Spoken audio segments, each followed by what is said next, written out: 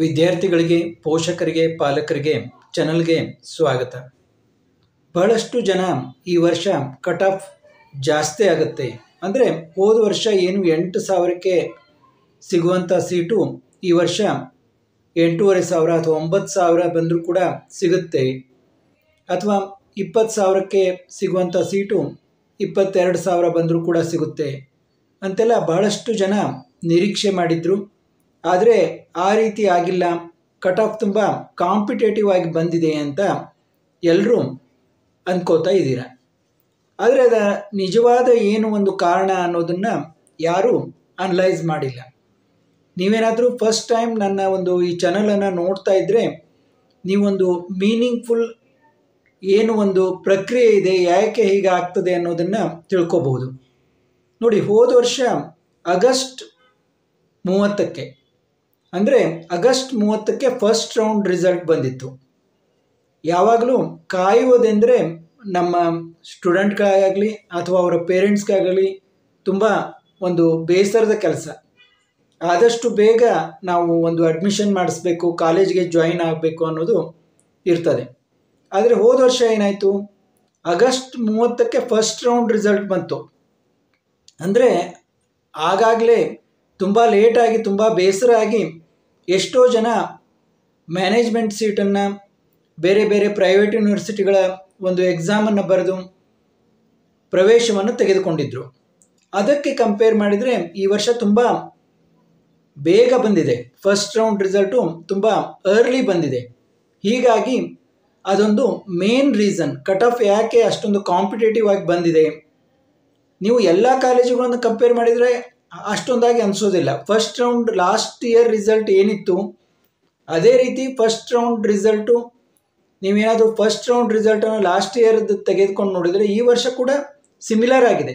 ಕೆಲವೊಂದು ಕಾಲೇಜುಗಳು ಏನು ಒಂದು ಮಿಡ್ ರೇಂಜ್ ಕಾಲೇಜ್ ಇದ್ದಾವೆ, ಒಂದು 40,000ಇಂದ 60,000 ಕಾಲೇಜುಗಳಲ್ಲಿ ಸ್ವಲ್ಪ ವ್ಯತ್ಯಾಸವನ್ನು, ಜಾಸ್ತಿ ಕಾಂಪಿಟೇಟಿವ್ನೆಸ್ನ ಕಾಣ್ಬೋದು. ಅಂದರೆ ಹೋದ ವರ್ಷ ಏನು ಒಂದು 35,000ಕ್ಕೆ ಸಿಗುವಂಥ ಸೀಟು ಇವತ್ತು ಸಿಕ್ಕಿಲ್ಲ ಈ ಒಂದು ರೌಂಡ್ನಲ್ಲಿ.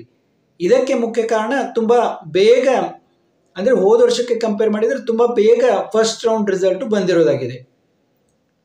ಮತ್ತು ಈ ಒಂದು ಜೋಸಾ ಕೌನ್ಸ್ಲಿಂಗು, ಏನು JEE ಮೇನ್ಸು ಮತ್ತು ಅಡ್ವಾನ್ಸ್ ಥ್ರೂ ಏನು IIT, NIT, IIIT ಇವಕ್ಕೆಲ್ಲ ಹೋಗುವಂಥ ಒಂದು ಸ್ಟೂಡೆಂಟ್ಸ್ ಕೂಡ ಈಗ ಮಾರ್ಕ್ ರೌಂಡ್ ರಿಸಲ್ಟ್ ಬಂದು ಫಸ್ಟ್ ರೌಂಡ್ ರಿಸಲ್ಟ್ಗೆ ಇದನ್ನು ಮಾಡ್ತಾ ಇದ್ದಾರೆ. ಅಂದರೆ ಅವರು ಎಲ್ಲ ಒಂದು ಪಕ್ಕಾ ರಿಸಲ್ಟ್ ಬಂದು ಅವರು ಸೆಟ್ಲ್ ಆದಮೇಲೆ, ಅಂದರೆ ಆಯಿತು ನನಗೆ ಈ ಒಂದು ನಾನು JEE ಮೇನ್ಸ್ ಥ್ರೂ ಹೋಗಬೇಕು, ನಾನು ಅಡ್ವಾನ್ಸ್ ಥ್ರೂ ಹೋಗಬೇಕು, ನನಗೆ ಈ KCET ಥ್ರೂ ಸೀಟು ಬೇಡ ಅಂದಾಗ ಸಾಕಷ್ಟು ಜನ ಆ ಕಡೆ ಮೂವ್ ಆಗಿಬಿಡ್ತಾರೆ. ಇಲ್ಲಿ ಸೀಟು ವೇಕೆಂಟ್ ಆಗ್ತದೆ. ಮತ್ತು MCC ಅವರು ಕೂಡ ಈಗ ಲೇಟ್ ಮಾಡ್ತಾ ಹೋಗ್ತಾ ಇದ್ದಾರೆ. ಈ ಲೇಟ್ ಮಾಡೋದ್ರಿಂದ ಏನು KEA ಪ್ರಕ್ರಿಯೆ ಫಸ್ಟ್ ರೌಂಡ್ ರಿಸಲ್ಟ್ ಬಂತು, ಆದರೆ ನೆಕ್ಸ್ಟ್ ಈಗ ಲೇಟ್ ಆಗ್ತಾ ಇದೆ. ಲೇಟ್ ಆಗೋದ್ರಿಂದ ತುಂಬ ಪಾಲಕರಿಗೆ ಮತ್ತು ಸ್ಟೂಡೆಂಟ್ಸ್ಗೆ ಬೇಜಾರಾಗುತ್ತೆ, KEA ಯಾವಾಗ ಮುಗಿಸುತ್ತಾರೆ ಕೌನ್ಸ್ಲಿಂಗ್ ಅಂತ. ಆದರೆ ಇದರಿಂದ ನಿಮಗೆ ತುಂಬ ಒಂದು ಲಾಭ ಇದೆ. ಏನಂದರೆ ತುಂಬ ಈ ರೀತಿ ಲೇಟ್ ಆಗೋದ್ರಿಂದ ಬಹಳಷ್ಟು ಜನರಿಗೆ ಬೇಜಾರಾಗಿ ಒಂದು ಮ್ಯಾನೇಜ್ಮೆಂಟ್ ಸೀಟ್ ಕಡೆ ಮುಖ ಮಾಡ್ತಾರೆ. ಮತ್ತು ಇಲ್ಲಿ ಎರಡು ಕಡೆ ಇದಾಗ್ತದೆ. ಒಂದು ಮ್ಯಾನೇಜ್ಮೆಂಟ್ ಸೀಟ್, ಏನು ಒಂದು ಮ್ಯಾನೇಜ್ಮೆಂಟ್ ಸೀಟ್ ಇರ್ತಾವೆ ಕಾಲೇಜ್ನಲ್ಲಿ, ಅವ್ರಿಗೂ ಕೂಡ ಯಾವಾಗ ಸೀಟುಗಳನ್ನು ಕೇಳ್ಕೊಂಡು ಬರೋರ ಸಂಖ್ಯೆ ಕಡಿಮೆ ಆಗ್ತದೆ. ಇನ್ನು KEAದಲ್ಲಿ ಮತ್ತು ಬೇರೆ ಬೇರೆ ಒಂದು ಕಾಲೇಜುಗಳಲ್ಲಿ ಒಂದು ಪರೀಕ್ಷೆಯ ಮೂಲಕ, ಒಂದು ಎಕ್ಸಾಮ್ ಮೂಲಕ ಸ್ಟೂಡೆಂಟ್ಸ್ ಹೋಗ್ತಾ ಇದ್ದಾರೆ, ನಮ್ಮ ಕಾಲೇಜಿಗೆ ಅಷ್ಟೊಂದು ಸ್ಟೂಡೆಂಟ್ಸ್ ಅಡ್ಮಿಷನ್ ಕೇಳ್ಕೊಂಡು ಬರ್ತಾ ಇಲ್ಲ ಅಂತ ಅವ್ರಿಗೂ ಕೂಡ ಅನಿಸಿ ಈಗ ನೋಡಿ ಎಷ್ಟೋ ಒಂದು ಸೀಟುಗಳನ್ನು KEAಗೆ ಸರೆಂಡರ್ ಮಾಡಿದ್ದಾರೆ. ಅದರ ಅರ್ಥ ಏನು, ಅವ್ರಿಗೆ ಅಲ್ಲಿ ಮ್ಯಾನೇಜ್ಮೆಂಟ್ ಸೀಟುಗಳನ್ನು ಕೇಳಲಿಕ್ಕೆ ಬರುವವರಂಥ ವಿದ್ಯಾರ್ಥಿಗಳ ಸಂಖ್ಯೆ ಕಡಿಮೆ ಆಗಿದೆ.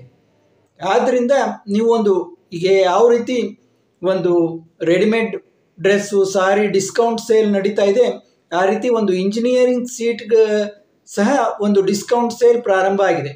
ನನಗೆ ಎಷ್ಟೋ ಜನ ಈಗ ಕಾಲ್ ಮಾಡಿ ಹೇಳ್ತಾ ಇದ್ದಾರೆ, ಸರ್ ಮೊದಲು ಅಲ್ಲಿ ಕಂಪ್ಯೂಟರ್ ಸೈನ್ಸ್ 5 ಲಕ್ಷ ಅಂತ ಹೇಳಿದರು, ಈಗ ಕಾಲ್ ಮಾಡಿ ಕರಿತಾ ಇದ್ದಾರೆ 2.5 ಲಕ್ಷ 3 ಲಕ್ಷಕ್ಕೆ ಕೊಡ್ತೀವಿ ಬನ್ನಿ, ಯಾವುದೇ ಡೊನೇಷನ್ ಇಲ್ಲ ಅಂತ ಹೇಳ್ತಾ ಇದ್ದಾರೆ ಅಂತ. ನಾ ಕಾಲೇಜುಗಳ ಹೆಸರನ್ನು ಹೇಳೋದಿಲ್ಲ, ನೀವು ಈಗಾಗಲೇ ಹೋಗಿ ಕೆಲವು ಕಾಲೇಜುಗಳಲ್ಲಿ ನಿಮ್ಮ ಒಂದು ಹೆಸರನ್ನು ಬರೆಸಿ ಬಂದಿದ್ದರೆ ನಿಮಗೆ ಆ ಅನುಭವ ಆಗಿರ್ತದೆ. ಕಾಲೇಜ್ನವರು ಫೋನ್ ಮಾಡಿ ಅದರಲ್ಲೂ ಕೂಡ ಒಂದು ಬ್ಲ್ಯಾಕ್ ಮೇಲ್ ತಂತ್ರ ಮಾಡ್ತಾರೆ ಅವರು. ಕೇವಲ 2 ದಿನ ಇದೆ, ಬನ್ನಿ, ನಿಮಗೆ ಮೊದಲು 5 ಲಕ್ಷ ಹೇಳಿದ್ದೀವಿ ನಾವು ಒಂದು ಕಂಪ್ಯೂಟರ್ ಸೈನ್ಸ್ಗೆ, AI ಗೆ, ಈಗ ನಿಮಗೆ 2.5 ಲಕ್ಷ 3 ಲಕ್ಷ ಬಂದು ಮಾತಾಡಿ, ಇನ್ನೂ ಕಡಿಮೆ ಕೂಡ ಆಗ್ಬೋದು, ಹಾಸ್ಟೆಲ್ ಫೀಸ್ನಲ್ಲೂ ಕಡಿಮೆ ಮಾಡ್ತೀವಿ, ಬಂದು ಅಡ್ಮಿಷನ್ ತೆಗೆದುಕೊಳ್ಳಿ, ಕೇವಲ 2 ದಿನ ಉಳಿದಿದೆ ಅಂತ. ಅಂದರೆ ಅವರಲ್ಲಿ ಕೂಡ ಈಗ ಈ ದಿನ ಕಳೆದಂತೆ ಅವರಲ್ಲಿ ಒಂದು ಇದಾಗ್ತದೆ, ಏನು ನಮ್ಮಲ್ಲಿ ಸೀಟುಗಳು ಇಷ್ಟುಕೊಂಡು ಉಳಿದೇ ಬಿಡ್ತಾವ, ಈ ವರ್ಷ ಸೀಟು ನಮಗೆ ಬರೋದೇ ಇಲ್ವಾ ಅಂತ ಅವ್ರಿಗೂ ಕೂಡ ಒಂದು ಪ್ರೆಷರ್ ಇರುತ್ತೆ. ಅದೇ ರೀತಿ ಪಾಲಕರಿಗೂ ಕೂಡ ಹೀಗೆ ಈ KEA ಕೌನ್ಸಿಲಿಂಗು ಇದು ಲೇಟ್ ಆದ ನಂತರ ಅವ್ರಿಗೂ ಒಂಥರ ಬೇಜಾರು, ಹೇಗಾದರೂ ಮಾಡಿ ಒಂದು ಕಡೆ ಅಡ್ಮಿಷನ್ ತಗೋಬೇಕು ಅಂತ. ಈ ರೀತಿ ಈ ಒಂದು KEA ಕೌನ್ಸಿಲಿಂಗ್ ಪ್ರಕ್ರಿಯೆ ಯಾವ ರೀತಿ ಲೇಟ್ ಆಗ್ತಾ ಹೋಗ್ತಾ ಇದೆ, ಅದರಿಂದ ಸಾಕಷ್ಟು ವಿದ್ಯಾರ್ಥಿಗಳಿಗೆ ಲಾಭವಾಗ್ತದೆ ಹೊರತು ಅವ್ರಿಗೆ ಬೇಜಾರಾಗ್ಬೋದು, ಆದರೆ ನಷ್ಟ ಏನೂ ಇಲ್ಲ, ಅದರಿಂದ ಸಾಕಷ್ಟು ಲಾಭನೇ ಇದೆ. ಈಗ ಫಸ್ಟ್ ರೌಂಡ್ಗಿಂತ ಸೆಕೆಂಡ್ ರೌಂಡು ತುಂಬ ಒಂದು ಕಟ್ ಆಫ್ ಇನ್ಕ್ರೀಸ್ ಆಗ್ತದ.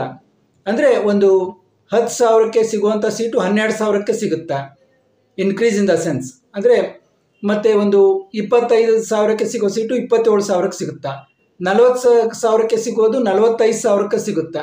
ಖಂಡಿತ ಸಿಗುತ್ತೆ ಅಂತ ನಾನು ಹೇಳ್ತೀನಿ. ಈಗ ಒಂದು ಏನು ಸೆಕೆಂಡ್ ರೌಂಡ್ ಆಯಿತು, ಸೆಕೆಂಡ್ ಎಕ್ಸ್ಟೆಂಡೆಡ್ ರೌಂಡ್ ಆಯಿತು, ಬಹಳ ಲೇಟ್ ಆದ ಹಾಗೆ ವಿದ್ಯಾರ್ಥಿಗಳಲ್ಲಿ ಮತ್ತು ಪಾಲಕರಲ್ಲಿ ಒಂದು ತಾಳ್ಮೆ ಕಡಿಮೆ ಆಗ್ತದೆ. ಯಾರ್ಯಾರೋ ಎಲ್ಲೆಲ್ಲೋ ಸೇರ್ಕೊಂಡ್ಬಿಡ್ತಾರೆ. ಮತ್ತು ಬೇರೆ ಬೇರೆ ಕೋರ್ಸ್ಗಳು, ಈಗ ನೋಡಿ BAMS ಇನ್ನೂ ಓಪನ್ ಆಗಿಲ್ಲ, ಎಷ್ಟೋ ಜನ BAMSಗೆ ಹೋಗೋರು ಆ ಕಡೆ ಹೋಗ್ತಾರೆ. ಆವಾಗ ಈ ಇಂಜಿನಿಯರಿಂಗ್ ಸೀಟು ಏನು ಈ BAMS ಏನು ಆಕಾಂಕ್ಷಿಗಳು ಇರ್ತಾರಲ್ಲ, ಅವ್ರಿಗೆ ಇಂಜಿನಿಯರಿಂಗ್ ಸೀಟ್ ಅಲಾಟ್ ಆಗಿರುತ್ತೆ, ಆ ಸೀಟುಗಳು ವೆಕೆಂಟ್ ಆಗ್ತವೆ. ಎಷ್ಟೋ ಒಂದು ವೆಟ್ರನರಿ ಇರ್ತಾರೆ, ಬೇರೆ ಬೇರೆ ಕೋರ್ಸ್ಗಳನ್ನು ಮಾಡೋರು ಇರ್ತಾರೆ, ಅವರು ಸುಮ್ಮನೆ ಇಂಜಿನಿಯರಿಂಗ್ ಹಾಕ್ಕೊಂಡಿರ್ತಾರೆ, ಆ ಸೀಟುಗಳನ್ನು ತೊಗೊಂಡಿರ್ತಾರೆ. ಆ ಸೀಟುಗಳೆಲ್ಲ ವೆಕೆಂಟ್ ಆಗ್ತಾ ಹೋದಂತೆ ನಿಮಗೆ ಸಾಕಷ್ಟು ಅವಕಾಶಗಳು ಸಿಗ್ತವೆ. ಮತ್ತು NIT, IIT, IIIT ಹೋಗೋರೆಲ್ಲ ಹೋದ್ಮೇಲೆ ಇಲ್ಲಿ ಸಾಕಷ್ಟು ಒಂದು ವೇಕೆನ್ಸಿ ಕ್ರಿಯೇಟ್ ಆಗ್ತದೆ. ಮತ್ತು ಇನ್ನೂ ಒಂದು ಬೇರೆ ಕಾಲೇಜ್ನವರು ಕೂಡ ಇನ್ನು ನಮ್ಮ ಕಾಲೇಜ್ನಲ್ಲಿ ಅಡ್ಮಿಷನ್ ಆಗೋದಿಲ್ಲ ಅಂತ ತಿಳಿದುಕೊಂಡು ನಮ್ಮಲ್ಲಿ ಯಾರು ಬರ್ತಾ ಇಲ್ಲ ಅಂದರೆ ಅವರು ಕೂಡ KEಗೆ ಸರೆಂಡರ್ ಮಾಡ್ತಾರೆ. ಮತ್ತು ಈಗಾಗಲೇ ನಾನು ಹೇಳಿದಾಗೆ ಒಂದು ಡಿಸ್ಕೌಂಟ್ ಸೇಲ್ ಥರ ನಡೀತಾ ಇದೆ. ನೀವು ಬೇಕಾದರೆ ನಿಮ್ಮ ಮನೆಗೆ ಹತ್ತಿರ ಇರುವಂಥ ಒಳ್ಳೆಯ ಕಾಲೇಜ್ ಇದ್ದರೆ ನೀವು ಹೋಗಿ ವಿಚಾರ ಮಾಡ್ಬೋದು. ಮೊದಲು ಅವರು ಏನು ಹೇಳಿದ್ರಲ್ಲ ಅಷ್ಟೊಂದು ಡಿಮಾಂಡ್ ಈಗ ಉಳಿದಿಲ್ಲ. ಈಗ ಸಾಕಷ್ಟು ಅವರು ಡಿಸ್ಕೌಂಟ್ ಮಾಡಿ ಸೀಟ್ಗಳನ್ನು ಕೊಡ್ತಾ ಇದ್ದಾರೆ. ನಿಮಗೆ ತುಂಬ ಹಾಸ್ಟೆಲ್ನಲ್ಲಿ ಇರೋದು ಬರೋದಿಲ್ಲ, ನಮ್ಮ ಮನೆಗೆ ಸಮೀಪ ಇದೆ ಅಂತಂದರೆ ಅದನ್ನು ಕೂಡ ನೀವು ಪ್ರಯತ್ನ ಮಾಡ್ಬೋದು. ನಮಗೆ ತುಂಬ ಈ KEA ಒಂದು ಕೌನ್ಸಿಲಿಂಗಿಂದ ಬೇಜಾರಾಗಿದೆ ಅಂತಂದರೆ ಅವರು ಈ ರೀತಿ ಒಂದು ಏನು ಡಿಸ್ಕೌಂಟ್ ಸೇಲ್ ಥರ ಮಾಡ್ತಾ ಇದ್ದಾರಲ್ಲ ಈ ಸೀಟುಗಳನ್ನು, ಅವಕ್ಕೂ ಕೂಡ ನೀವು ಟ್ರೈ ಮಾಡ್ಬೋದು. ಯಾಕಂದರೆ ಬಹಳಷ್ಟು ಜನ ನನಗೆ ಕಾಲ್ ಮಾಡಿ ಹೇಳ್ತಾ ಇದ್ದಾರೆ, ಸರ್ ನನಗೆ CSA ಕೊಡ್ತಾ ಇದ್ದೀನಿ, AIMLA ಕೊಡ್ತಾ ಇದ್ದೀನಿ, ಬನ್ನಿ ಅಂತ ಕರೀತಾ ಇದ್ದಾರೆ, ಏನು ಮಾಡೋಣ ಅಂತ ಕೇಳ್ತಾ ಇದ್ದಾರೆ.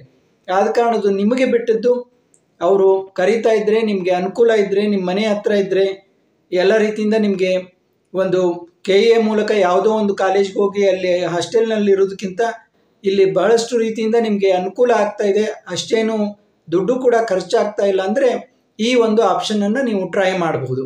ಈ ಒಂದು ಏನು ಡಿಸ್ಕೌಂಟ್ ಸೇಲ್ ಥರ ನಡೀತಾ ಇದೆ ಸೀಟುಗಳದ್ದು, ಇದರ ಒಂದು ಪ್ರಯೋಜನವನ್ನು ನೀವು ಪಡ್ಕೋಬಹುದು. ಮತ್ತು ಮುಂದಿನ ವಿಡಿಯೋದಲ್ಲಿ ಬೇರೆ ವಿಷಯಗಳ ಬಗ್ಗೆ ಮಾತನಾಡೋಣ.